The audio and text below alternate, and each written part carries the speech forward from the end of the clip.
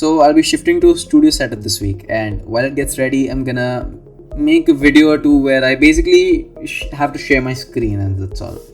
So a couple of people reached out to me regarding my tips on coding problems after my video on learning to code. So in this video, I'm gonna walk through some of the problems on Codewars in real time. So this is a website that I used for developing my problem solving skills, and it's almost addictive. I would totally recommend it to anyone learning to code. It'll help tremendously with motivation as well. So this is not an ideal website, by the way, for interview prep. I think LeetCode has more interview-like problems, but this is just much more fun. So I reached the top rank on this website in Python, but that's probably overkill. So if you're learning to code, I would recommend you just stick to problems that are related to what you're learning, and you should be fine. Now, you don't need to use a website like this. I find that it helps a lot with motivation. So, but also keep in mind that when I'm walking through these solves, I won't be following best practices, obviously, because I'll focus more on explaining my solution and how I type rather than following all of the doc strings and comments and things like that. So let's get started. So I just made a new account on Codewars just so I can show you how all of these things work. So what you're supposed to do is, once you make the account, you're gonna go into this section called practice. You're gonna click on that, and you're gonna get a few thousand problems that you can solve. And in difficulty, they're rated from 8Q, 7Q all the way down to 1Q. So 8Q is the easiest and 1Q is the hardest. And I would recommend sticking to 8, 7, 6 and 5 to begin with. Maybe you can go to 4 and 3 once you feel sufficiently advanced, but 1, 2 and 3 probably overkill for whatever you can do. So in this video, what I'm going to do is I'm going to walk through one 8Q problem, one 7Q problem, one 6Q and one 5Q problem, and that's where we'll end. So let's click on difficulty 8Q. So that will just filter all of them with only 8Q difficulty. And I like to sort them by most completed. That ensures that there are no bugs in the problem.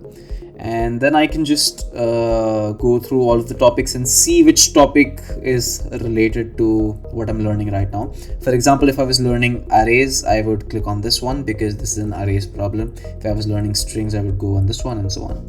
So let's just see what this problem is.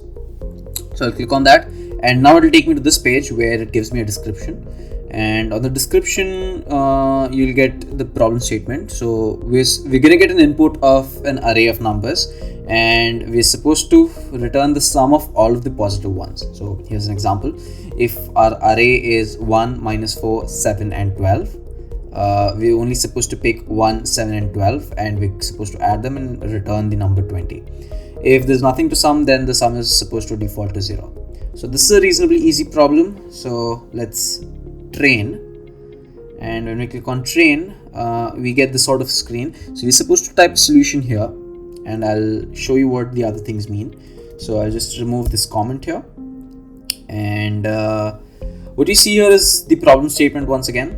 And what I'm gonna do is, once we have this array, I'm gonna parse through this array. This array is gonna have only numbers, right? So I'm gonna pass through this array. So for num in R, so what this is going to do is it's going to pass through every single element in the array, and for every single num, I'm going to see if it's positive. So if num is positive, if it's greater than 0, then I want to add it to a certain number. So before the for loop, I'm going to initialize a value. Let's just call it result equals 0. I'm going to initialize that to 0. And now every single time that I encounter a number in the array that's positive, what I'm going to do is I'm going to do result plus equals num. So what that's going to do is it's going to add this num onto the result, and at the end I'm going to return result. So this is my solution to this problem. It's fairly straightforward to understand if you know even a little bit of syntax. And now what we're supposed to do is, at the bottom of the screen, you're gonna find this thing called test. You're gonna click on that. And what's gonna do is it's gonna run a couple of sample tests on your code, It's gonna show you if there are any errors over here, and if it's able to solve all these sample cases properly or not. And in my particular case, this in the first try got a correct solution for the test cases at least. Now this won't happen with you probably, it just happens with me because I'm very well practiced and this is a very easy problem. But typically you'll have to see if you have syntax errors somewhere in your code and so on. So in our case, we passed all of the 5 tests, so we can just attempt the solution for the secret set of tests that these people have. So there were 45 tests, and this code ran all of those tests and completed them in 501 milliseconds. So that's pretty decent. And because it passed all of these tests and failed none of them, I can just submit the solution. And once we submit a solution, this is why I love this website. It's because when I submit my solution, it's gonna take me to this page where I can see all of the solutions that have been done by people on Codewars in the past for this particular problem.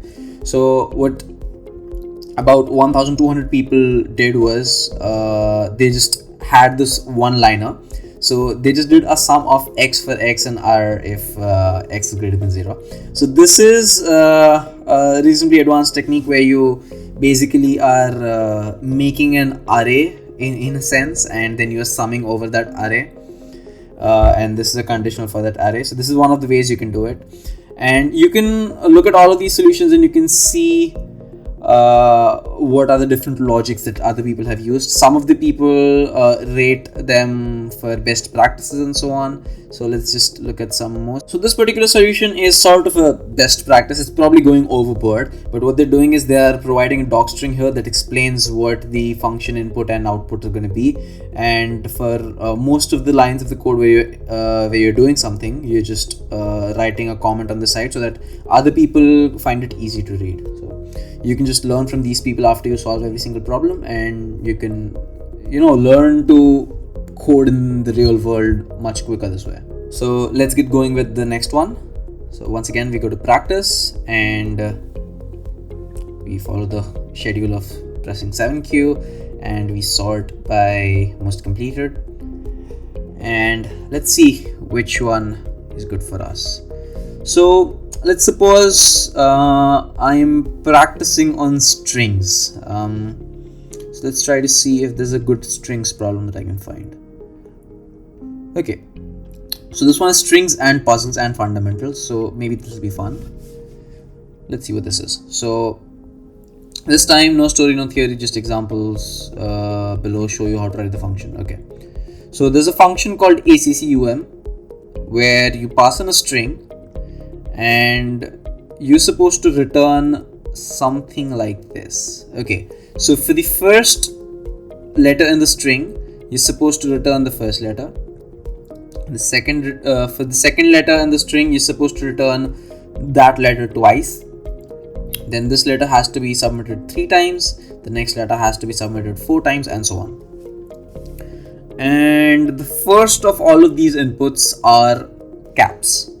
Okay, so this is quite an interesting problem. Let's see how well we do. I'm going to go much faster than the last one this time. So what I'm going to do is, once again, I'm going to run a for loop for character. I'm just going to call it C in S. I think I'm going to initialize a result string first. So there's a result string that's an empty string here. And maybe I'm going to use the enumerate function for IC in enumerate S. And if you don't know what the enumerate function does, I recommend you Google it. That's one of the skills you need to learn when you learn to code. So now what I can do is basically just get the uppercase of the character C. I mean, it's up to you. You can use the upper over here, or there are lots of other ways to get the uppercase of C. You can obviously Google it whenever you want. So now that I have the uppercase of C and the lowercase of C, which I can do by lower C, I think, I can just add it to result. So let's just do result plus equals upper of C, and then result plus equals lower of C multiplied by I I think what that does is just repeats that thing I times. And so for the first character, we want to repeat it 0 times, because let's say this is Z here, you want to repeat it the lowercase 0 times, so I will be 0 for the first one, and so on. So I think this works. Next, what you want to do is you want to add a hyphen. So I'm gonna add a hyphen at the end. And now what this is gonna do is it's gonna have uppercase and then multiple lowercase and then a hyphen. Now this is not complete, and I'll show you why by trying to submit it this way. We are trying to return result, and let's see what happens in the test cases. So it failed my tests, and let's see what happened. So I can see what tests were failed by clicking over here, and we got this error. And it turns out, okay, so upper is not a function. So let me just Google it in a second. Okay, so this is very common. So this is what happens when you learn to code. So it turns out this is not the way to use the upper function. You're supposed to do this thing instead, it turns out. And okay, I've not done this in a while, and let's try this again, and we test it. Okay, of course, this time lower was an issue because I did not put in these round curly circular brackets, and this is going to happen every single time you type a code. So now the code runs, but it fails all of the basic tests, because what I return in the results is this thing, and what I'm supposed to return is this thing. Now these things look extremely similar to you, I'm sure, but what you see at the end over here is they don't have a hyphen, but we do in our return strings, and that's because we are adding this hyphen at the end for every single time, and that's something we don't want to do. So what I'm going to do is a shortcut way of doing this is I'm just going to return result up to -1. Now this is not a good way to do this, and I think it'll be clear when we attempt it, maybe. But let's test it this way, and I'm going to pass all my tests, I'm pretty sure. Okay, so what I did was I just returned the result all the way up to the last one. I just ignored the last hyphen. That's all I did. Now this is not a good idea. The reason is, if our input string S was empty, our result would be empty because this for loop would not run, and then this would have no meaning. And I mean, I guess it'll be clear when we attempt something, maybe. Okay, so they don't have that edge case, probably, but this is not a good way to do it. A better way to do it would probably be something like this. If S is empty, then you handle this case separately, and otherwise, and then you just do it this way. And in this case, you just return nothing, I think. And otherwise you return this, and this is one of the makeshift ways of making it work. So let's attempt it now, and this should work as well, and let's submit it.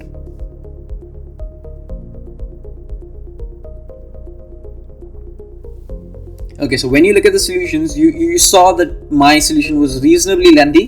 These people have done it in a single line, and some people have done it with a slightly different logic, maybe, and so on. So you can look at some of these solutions, and you can see which ones follow best practices based on these words, whether they were clever or not, and so on. You can compare with the solution as well if you want. So now once again I followed the task of clicking on 6Q and sort by most completed, and let's see what we get to now. Let's see if we can do mathematics algorithms kind of a problem now. That'll be fun. So let's click on that, and what we're supposed to do is we're supposed to find a digital root. That's the recursive sum. Okay, so what this means is, let's say you're trying to see if something is divisible by 9 or not. So you find the digital root of the number. So if you're seeing if 38 is divisible by 9 or not, you're going to add all the digits, that's 3 and 8, and that will give you 11, and then you'll see that it's not divisible by 9. Or in this case, you're supposed to do it recursively. So after 11, you again add 1 and 1 to get 2, and 2 will be the answer. So let's train it. We understand the problem now. And now, this is a good example of recursion, I guess. we're given a number, we're supposed to find its digital root. So I think a good way of doing this is to figure out what all the digits are. So the thing that I can think of is probably an overkill, but the solution that I can think of involves taking logs. So I'm gonna import math, and this is definitely an overkill, but let's just try to follow this. So what I want to do is I want to do math.log. I want to see how to get log function. So I'm just gonna open a new tab and I'm gonna open Google. Just a second. Log. So there's a math.log function. Let me see.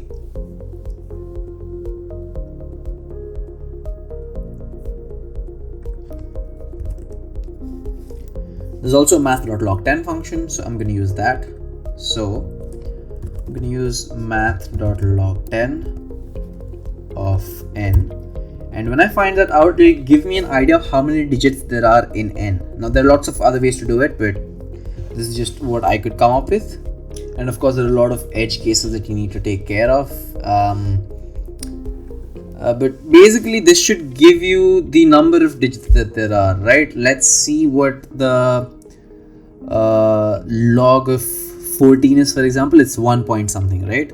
So what I'm gonna do is I'm gonna take the integer value of this, I'm gonna add 1 to it, and this number should be the number of digits. So digits equals this thing. Now let's just have a look at what we're supposed to get in edge cases. For example, if there was 10, then in that case this would give 1 and this would be 2, and 10 is 2-digit number, and 10 is a 2-digit number, so that works out.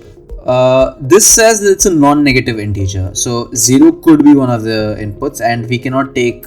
So I'm just gonna break another case. If n is 0, then in that case you just return 0, I think, in that case. And if that's not the case, then you'll just run the rest of the code. I'm just gonna give it some space to breathe. Now it's reasonably straightforward to find the root. You just do root equals 0 and you start a for loop for something in range digits.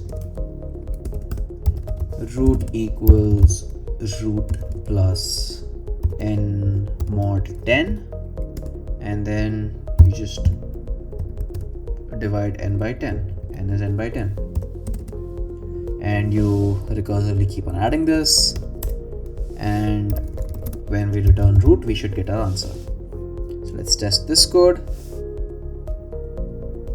Okay, so it passed this first test when we had to do it only once, but when we probably had to do it recursively, it failed the tests after that, and that's because I returned the root. But this is not necessarily a 1-digit number, right? So what I can do is I can recursively call this function, and you learn this when you learn recursion. And what you're supposed to do is get the digital root of this root itself, and I think I'll terminate it when n is less than 10, because in that case we're supposed to return n itself, right? And let's see how this goes. And we passed all of the tests. We can attempt it now and we can submit it. Now once you reach this page, and for questions as difficult as this one, you'll start to realize how stupid you were when you were solving the problem. I deliberately did it in a long-winded way so that the contrast is evident. So if you look at this particular solution, it's just a few characters here. It's n mod 9 or n or 9, and that's because it's digital root is what happens when you divide something by 9, right? And that's why it helps to know a little bit of math. You can just make your program run as efficiently as this. So let's try this one. This one looks interesting. So now we have a drawing that has 6 squares of length 1, 1, 2, 3, 5, 8, the Fibonacci of course. And it's easy to see that the sum of the perimeters of these squares is 4 times this thing, right? And the question is, could you give the sum of the perimeters of all squares in a rectangle where there are n plus 1 squares disposed in the same manner as the drawing? Okay, right, and the hint is Fibonacci sequence, of course. So let's see if we can do this one. So this one is much more complicated than the ones we've done so far. It's a lot more mathematical in some ways. But I think a good way to look at it is see what kind of pattern forms. So it's easy to see that the system of squares that's going to form is going to be in Fibonacci sequence. If you don't know what a Fibonacci sequence is, it doesn't matter. But what you're supposed to do is, since the first two squares are of side lengths 1 and 1, the next square will have the side length of 1 plus 1. Then the next square will have a side length of 2 plus 1. Then the next one will have 2 plus 3. The next one will have 3 plus 5. The next one will have 5 plus 8 and so on. So the next one will be 13, for example. So what we're supposed to do is, we're supposed to find out all of the side lengths all the way up till n and go from there. So that is gonna be difficult, I guess. So our starting numbers are start equals, or let's just call a fib array to be 1, 1. Now we want this array to represent the side lengths for the n squares. It already has the first two squares input, and for the next n minus 2, what we can do is for underscore in range n minus 2. So in every single one of them, we are gonna append this fib with number, and that number is gonna be fib minus 1 plus fib minus 2. I hope the logic is clear here. This is how you're supposed to find Fibonacci sequences. Of course, it's not the most efficient way of doing it, but it works. And now that we have understood the pattern of the question, we have generated that pattern. The only thing that we're supposed to do is input the perimeter formula, and that's simply going to be return 4 times the sum of fib, and that should solve the problem.